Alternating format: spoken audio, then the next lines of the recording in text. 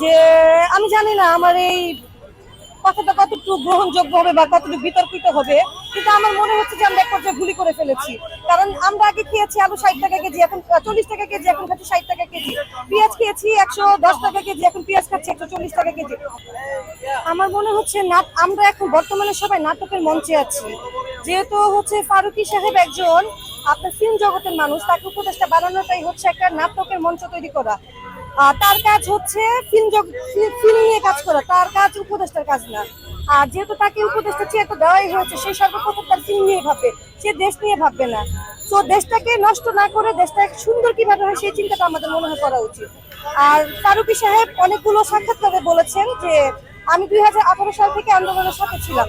সে যদি 2018 সালের থেকে আন্দোলনের সাথে থেকেই থাকে, তার কাছে প্রশ্ন যে আপনি তো আওয়ামী লীগের হয়ে কাজ করেছিলেন বা আওয়ামী লীগ সরকার থাকা অবস্থা আপনি কাজ করেছিলেন, তাহলে